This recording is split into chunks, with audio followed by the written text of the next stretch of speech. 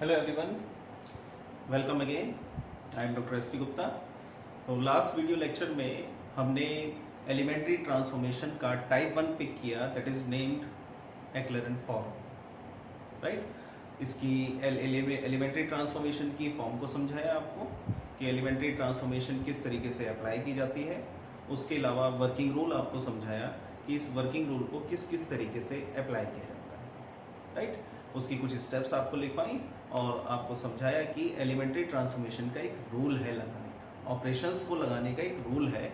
ऐसा नहीं कि आप कोई भी ऑपरेशन कहीं भी अप्लाई कर देंगे। तो एक कंसेप्ट के रूल को रिवाइज करके इस सवाल को, इस न्यूमेरिकल को हम सॉल्व करेंगे फॉर आवर प्रैक्टिस।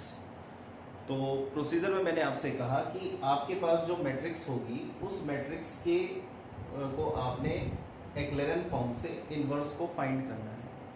तो जो प्रिंसिपल डायगोनल एलिमेंट होंगे उस मैट्रिक्स के, उन प्रिंसिपल डायगोनल एलिमेंट्स को आपने 1 बनाना है एंड रेस्ट अदर्स को आपने 0 बनाना है। तो दो तरह के ऑपरेशन आपके दिमाग में रहेंगे, एक 1 बनाने के लिए और दूसरा 0 बनाने के लिए। 1 बनाने के लिए ऑपरेशंस आर फिक्स्ड एंड 0 बनाने के लिए ऑपरेशंस आर फिक्स्ड। तो 1 बनाने के लिए ऑपरेशंस है इंटरचेंजिंग और डिवाइडिंग, 0 बनाने के लिए है एडिशन और सब्ट्रैक्शन। ये दो रूल इस तरीके से डिवाइड करते हैं।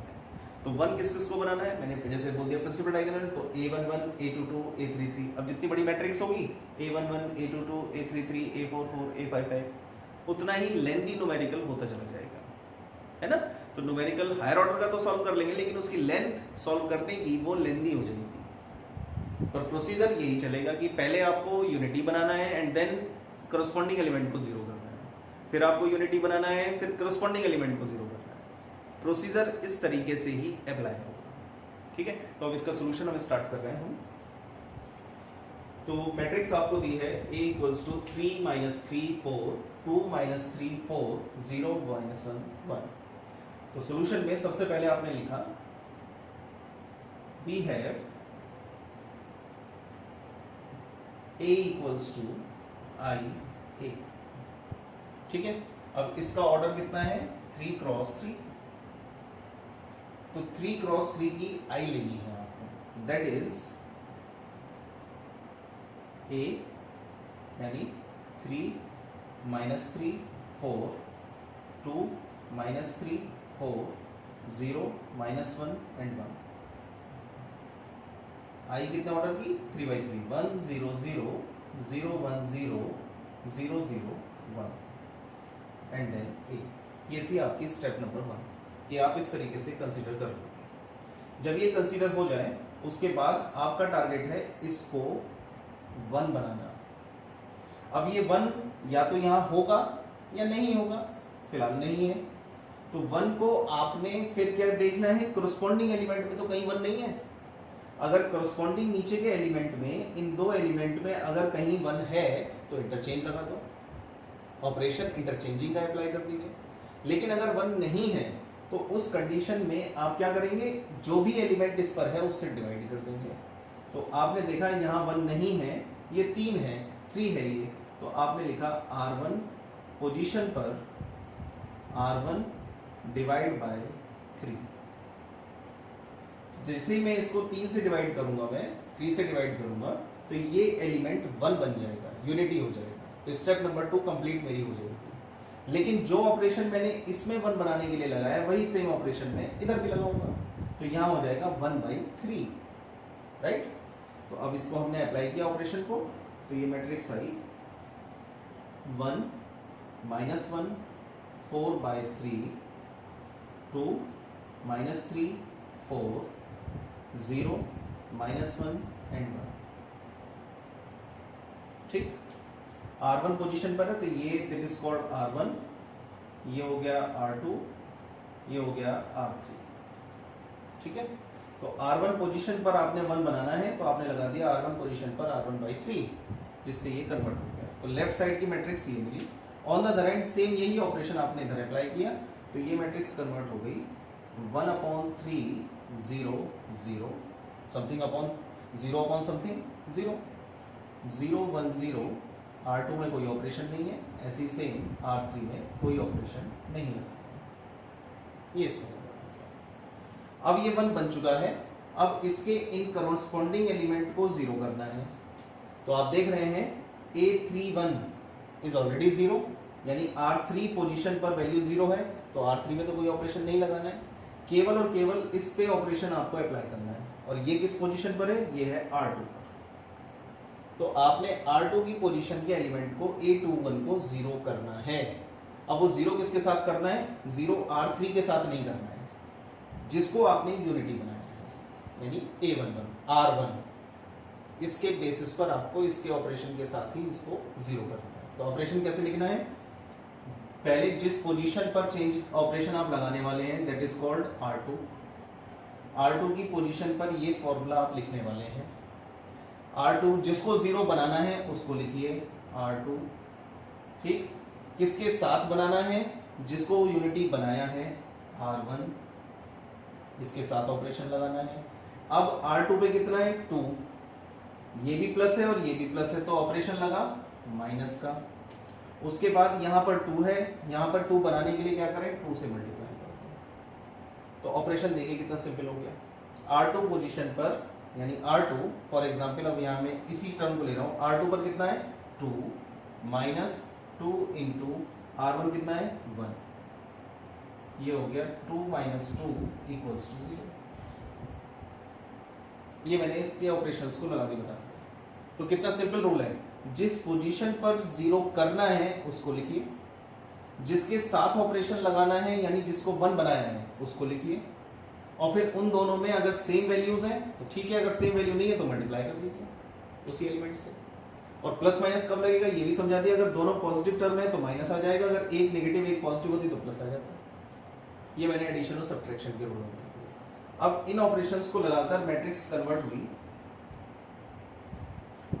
R1 में कोई ऑपरेशन नहीं है, 1 माइनस 1 4/3। इसमें आपने लगाया है R2 माइनस 2 R1, तो 2 माइनस 2 0 माइनस 3, राइट। रफ में चाहो तो लिख सकते हो कहीं भी। माइनस 3 एलिमेंट है, माइनस 3, फिर माइनस माइनस प्लस 2 इंटू 1 कितना आ गया? माइनस 3 प्लस 2 माइनस 1, ठीक है। ये माइनस 1 आ गया। तो ये आप रफ में साइड में भी कर सकते हैं और अपने कैलसी से भी निकाल सकते हैं, क्योंकि साइंटिफिक कैलकुलेटर अलाउड है मैथमेटिक्स में एग्जामिनेशन में। तो आप कैलकुलेशन साइंटिफिक कैलकुलेटर से भी कर सकते हैं। यहाँ फिलहाल मैं इसको सॉल्व करके दिखा रहा हूँ।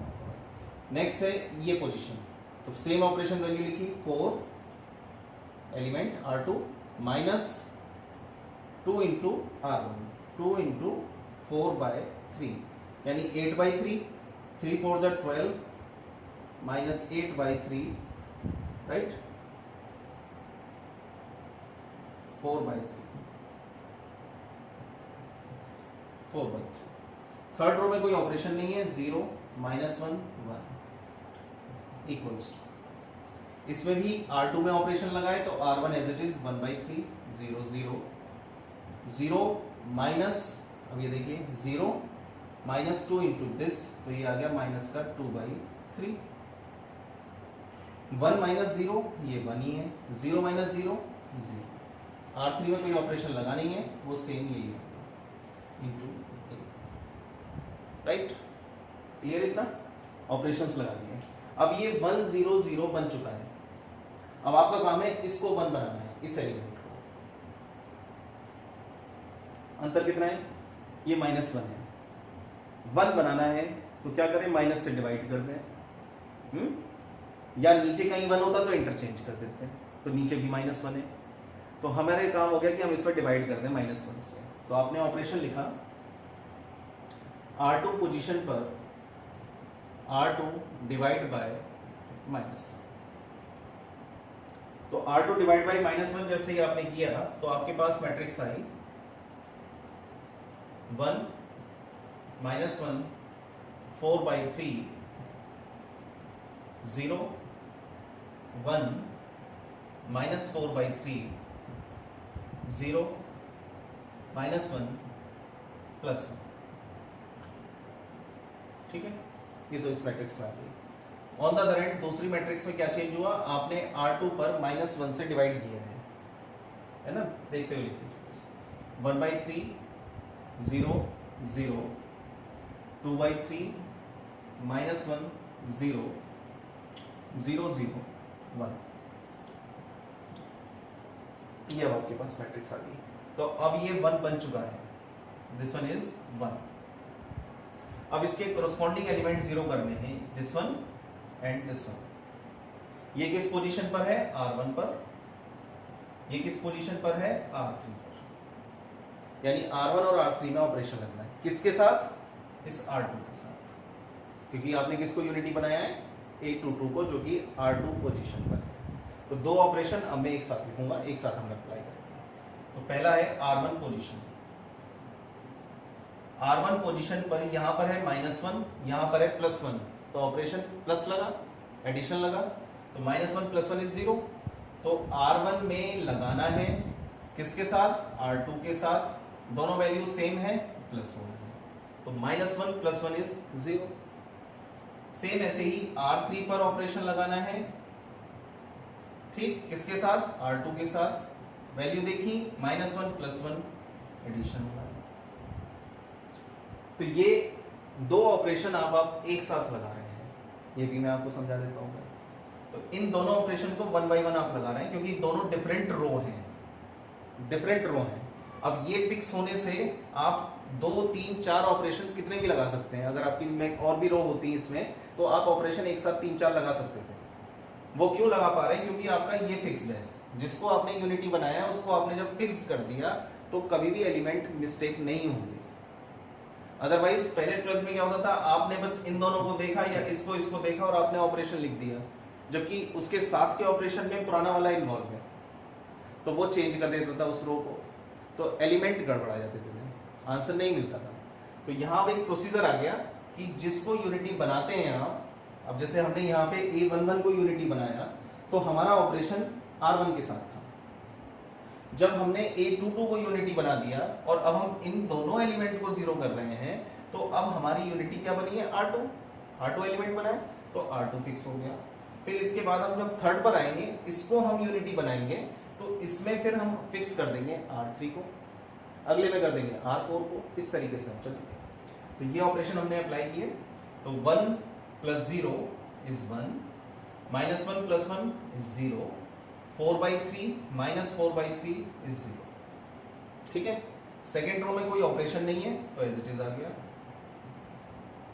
थर्ड रो में ऑपरेशन फिर R3 + R2 है, दोनों को जोड़ना है, 0 + 0 0, -1 + 0 -1 + 1 0, 1 - 4/3 माइनस का कितना? 1/3, 1 - 4/3, ये आपके पास है। सेम यही ऑपरेशन दोनों आपने इसमें लगाए। तो ये कहता है इन दोनों को जोड़िए, 1/3 + 2/3 1, 3/3 आ गया, 1, 0 - 1 -1, 0 + 0 0। सेकेंड रो में कोई ऑपरेशन नहीं लगा, 2/3 -1 0। थर्ड रो में ऑपरेशन दोनों का सम है, 0 + 2/3 2/3, 0 - 1 -1, 1 + 0 1। ठीक है, अब आप देख रहे होंगे, अब आपने इसको भी बना दिया है 0 1 0, यहां तक हो चुका है। अब आप आए हैं इस पर, इसको कंसीडर कर रहे हैं प्रिंसिपल डायग्राम A33। इसको अब मुझे 1 बनाना है, तो इंटरचेंजिंग तो हो नहीं सकती, क्योंकि इसके नीचे कोई भी और एलिमेंट नहीं है जो इंटरचेंज करोगे।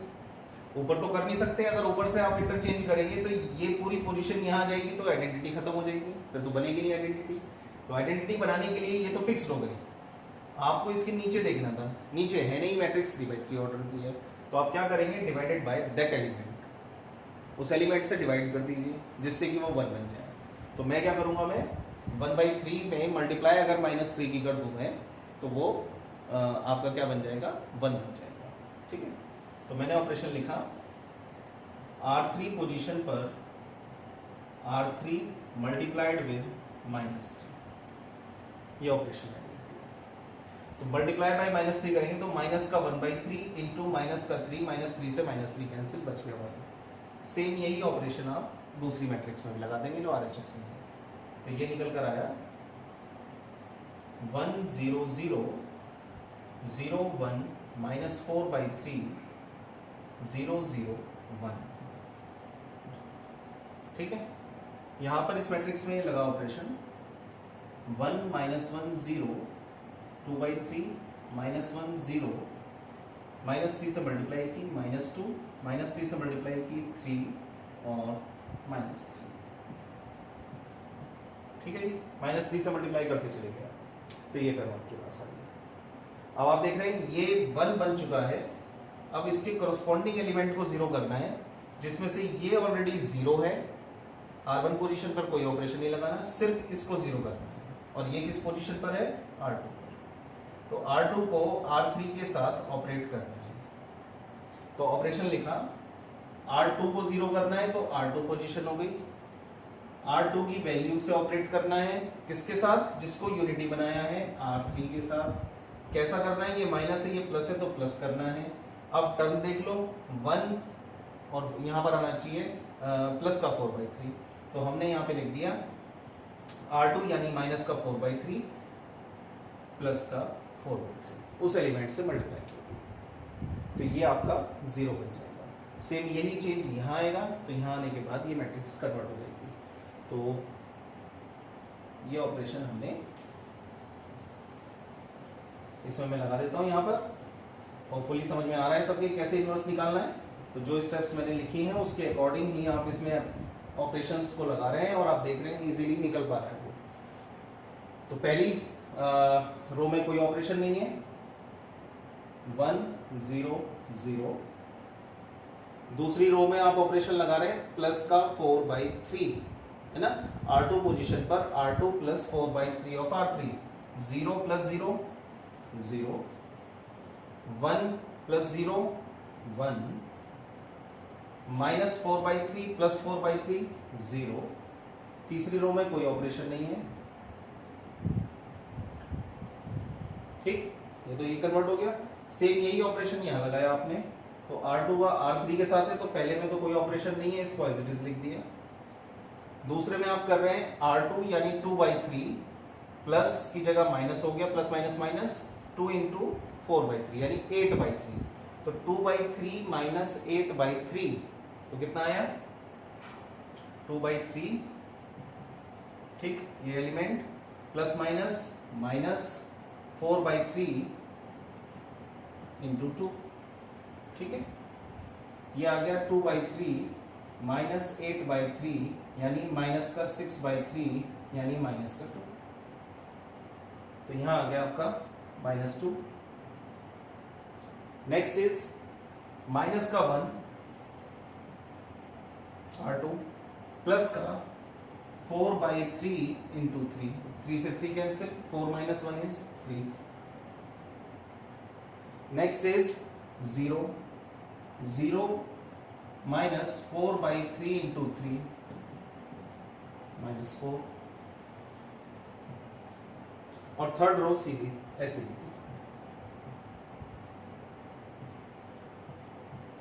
ये इसके ऑपरेशंस हो गए। अब ये कन्वर्ट हो गया आई में, इस ए को आपने डिवाइड कर दिया, ये आपके पास वो मैट्रिक्स है।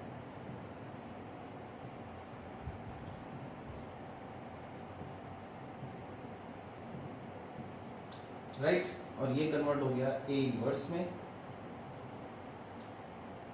1 -1 0 -2 3 -4 -2 3 -3। This is the inverse of the matrix. Clear? Hopefully आपकी समझ में आया होगा कि कैसे इसका इनवर्स निकाला जाता है, इनवर्स ऑफ द मैट्रिक्स किस तरीके से फाइंड किया जाता है। I repeat one more time, आपको ध्यान रखना है PD, प्रिंसिपल डायगोनल एलिमेंट। इस PD को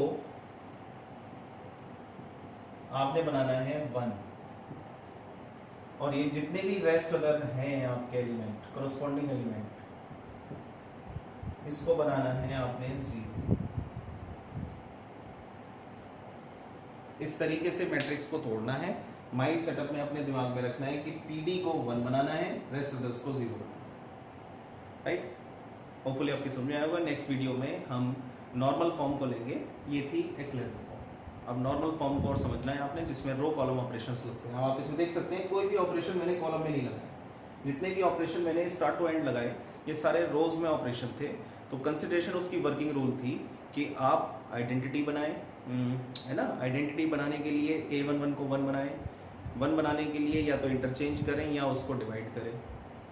जैसे ही वो 1 बन जाए उसके बाद कोरस्पॉन्डिंग एलिमेंट को 0 करने के लिए ऑपरेशंस लिखें। वो ऑपरेशंस सिंपल लिखने के तरीके मैंने आपको बताए कि आप जिस रो को चेंज कर रहे हैं उसको तो लेफ्ट में लिखें, उसके बाद ऑपरेशन कैसे लगा रहे हैं उस एलिमेंट को जिसको 0 करना है ना, उसको लिखें। किसके साथ मिला के करना है तो जिसको यूनिटी बनाया है उसकी रो को लीजिए और ऑपरेशन लगा दीजिए +1 से। Right, thank you very much. Next video में